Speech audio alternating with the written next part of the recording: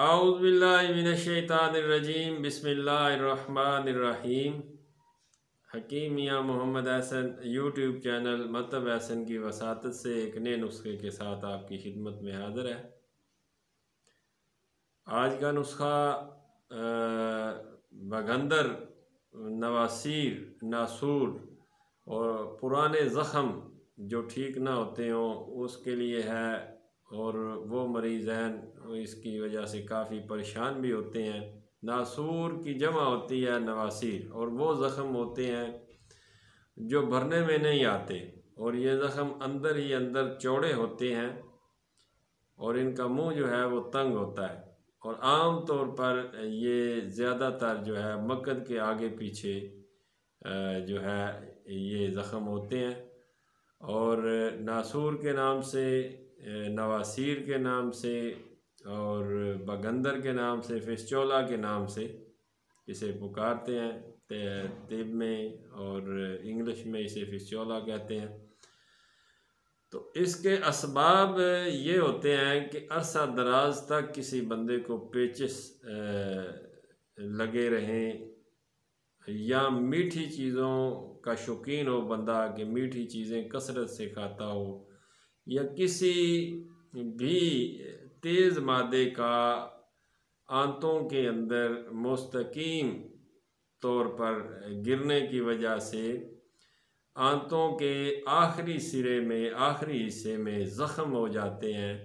पहले तो ये छोटे छोटे ज़ख़म होते हैं, बंदे को महसूस नहीं होता, और बंदा इसका इलाज प्रॉपर ठीक तरीके से नहीं कर पाता, या उसका इलाज ठीक तरीके से हो नहीं पाता, तो ये पुराने ज़ख़म की शक्ल, नासूर की शक्ल इख्तियार कर लेता है। तो ये इसका सबब है कि ज़्यादा पेचिस जिस बंदे को लगते हों, अरसा दराज तक पेचिस रहने की वजह से आंतें कमज़ोर हो जाती हैं, उनके अंदर ज़ख़म आ जाते हैं और ज़ख़म नासूर की शक्ल इख्तियार कर लेते हैं। ज़्यादा मीठी चीज़ें खाने से भी ये मामला हो जाता है।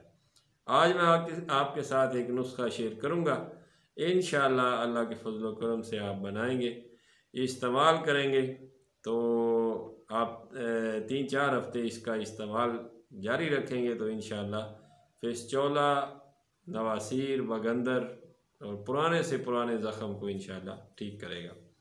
नुस्खे की तरफ जाने से पहले तमाम दोस्तों से गुजारिश है, चैनल को सब्सक्राइब करें, लाइक करें, शेयर किया करें और बेल आइकन को प्रेस करें ताकि आने वाली हर वीडियो का नोटिफिकेशन आपको मिलता रहे। आपने काफूर लेना है 1 तोला।